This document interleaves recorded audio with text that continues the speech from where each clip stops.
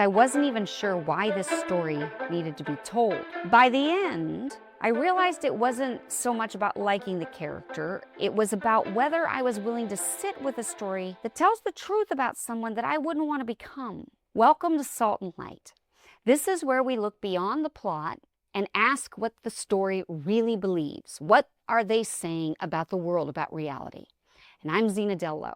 Today, we're looking at the Academy Award-nominated film Blue Moon, starring Ethan Hawke, in a performance that is nothing short of remarkable. That doesn't mean I liked the film, but it was interesting. There is something important to discuss here, whether you are someone who writes stories or if you're someone who consumes them.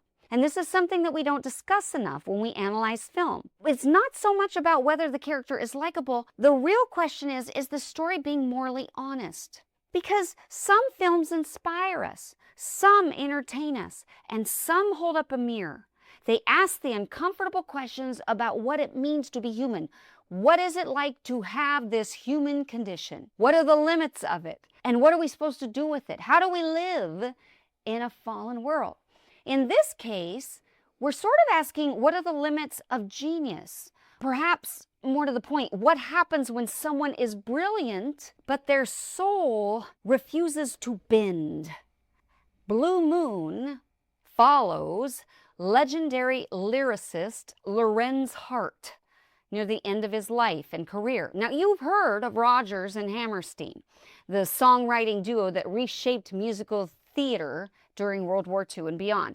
But before that, it was Rodgers and Hart. They were iconic. But by 1943, the year that this film takes place, their partnership had collapsed. Part of it is because of Hart's alcoholism. It made him increasingly difficult to work with, and he rejected the more sentimental, emotionally integrated style that Rodgers wanted to explore as we were going into World War II.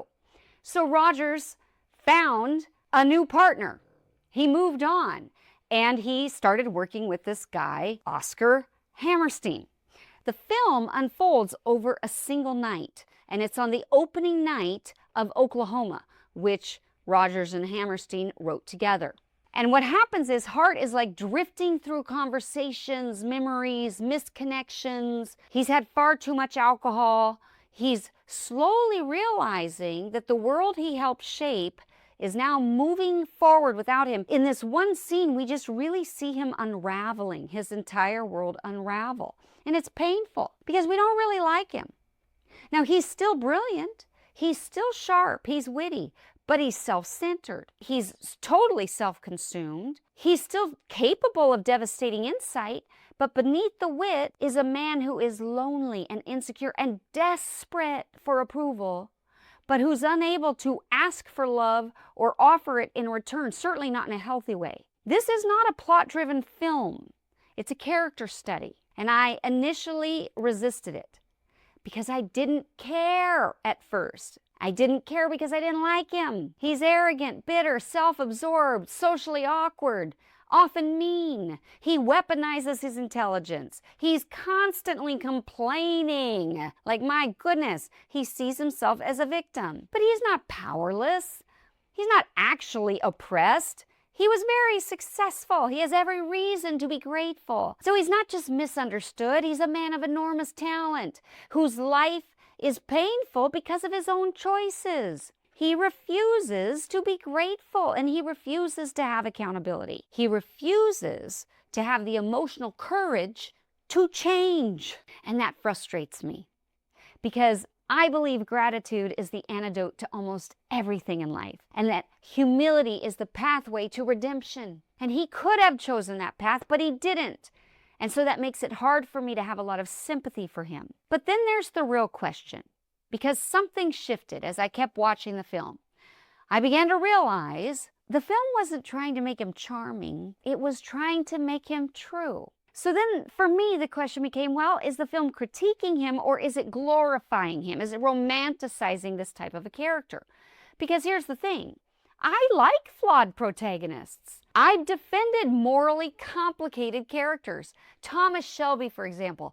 I love him. I'm fascinated by Don Draper. I'm not afraid of darkness in story. What I don't tolerate well, though, is self-pity without accountability. And this is true in life and in story. So if the film was positioning him as tragic because boo-hoo-hoo, he's misunderstood and the world moved on around him and he wasn't appreciated enough, that to me is a moral inversion, because that's saying he's a victim, that he's powerless over his circumstances. The question is, what is the film trying to say? Or more specifically, what moral posture is it taking when it comes to a man like Hart? And here's where it gets interesting. Blue Moon is not about a misunderstood genius. It's about a gifted man unraveling because he refuses to change. Lorenz Hart was brilliant, but he was also an alcoholic, deeply insecure, increasingly isolated. He died after collapsing drunk in the rain and developing pneumonia. That's not romantic. That's tragic. And to its credit, the film does not glamorize this spiral. It just lets us sit in it. Again, initially I struggled because I thought the film wanted me to feel sorry for him. But instead, it's actually showing us the cost of bitterness. So this isn't a film about injustice, it's a film about erosion. He's crushed by his own resentments. I recently heard someone say, comparison is the thief of joy. And Hart is crippled by self-comparison. He compares himself to the other characters in his orbit, and it either feeds his insecurity or his pride. He sees himself as either more enlightened than everyone else or a victim. Now, he doesn't want to pander to sentimentalism, which he thinks Rogers is doing. So to Hart, the fact that culture is evolving is a failure of culture. But instead of responding with humility or reinvention, he responds with cynicism. And this is where the worldview becomes clear, because the film presents a man who confuses cynicism with truth. And doesn't that ring true for today? We live in an era that confuses bitterness for honesty or depth, cynicism for being intelligent, self-awareness for virtue. Hart believes he's exposing hypocrisy. When he points out how sentimental Oklahoma is, he thinks he's supposing it, but he also thinks he's morally superior. But see, exposure without love, without humility, is just cruelty.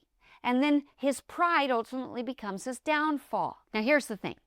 There were really two different frustrations I was experiencing as I watched this film. One was as a storyteller. I was frustrated because this character remains stagnant. He doesn't change. And so, of course, I want the character to move forward. And I'm asking that question. What choices is he making to change? How is he driving the plot? Because the plot is supposed to be driven by the choices that a character makes under pressure. So if the character is simply stewing in his flaws without attempting to transcend his condition, it can feel like nothing's happening, and come on, what is this story about? But two, on the other hand, there was my very human frustration, because I know people like this in real life, and those people break my heart. Not every story that reflects a broken person is endorsing that brokenness. Sometimes it's simply revealing the cost of it. So for me, the story deepened because Hart is an alcoholic. And from personal experience, I know that addiction complicates everything. Addiction causes paralysis. Addiction is both something that people choose and something they're enslaved to. And it is not easily broken free of. I mean, it's easy for people to say, just stop. But it is much harder to break free. It is much harder to live inside a mind that despises itself and keeps reaching for relief, for whatever will allow them to survive that moment. The film doesn't excuse him, it just shows his prison, and that matters. Because a biblical moral worldview holds two truths at once, which is that human beings have agency and human beings can also be in bondage, both at the same time. And this story lives in that tension. And I guess at the end of the day, that's why it worked for me. I didn't like the film, don't get me wrong. I didn't enjoy it. I probably won't ever watch it again. I didn't like it, but I did feel like by the end I understood him.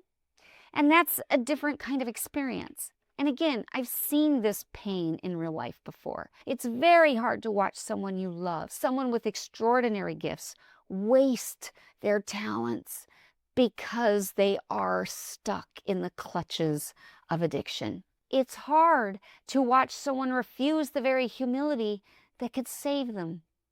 But that doesn't make a story unbiblical. It makes it tragic. The difference between despair and moral clarity is that despair says he never had a chance to change. Moral clarity says, no, redemption was possible. He just didn't take it. That's a much heavier story. When we analyze films in Salt and Light, we're not asking, is this character good? We're asking, is the story telling the truth about the human condition, about the consequences of human choices? And at the end of the day, Blue Moon does. It shows what happens when talent exists without character, when brilliance lacks gratitude, when a man refuses to soften. And that is a morally coherent worldview. It isn't redemptive, but it's deeply and painfully true. And honestly, those are the kinds of stories that often push people towards self-examination, sometimes more than the heroic ones do, because viewers don't walk out thinking, I want to be him. They walk out thinking, I don't want that to happen to me. How do I avoid becoming that? And sometimes that is a very redemptive story. This is Salt and Light, because stories shape culture and culture shapes us. Thank you for listening to The Storyteller's Mission with Zena Dell Lowe. May you go forth inspired to change the world for the better through story.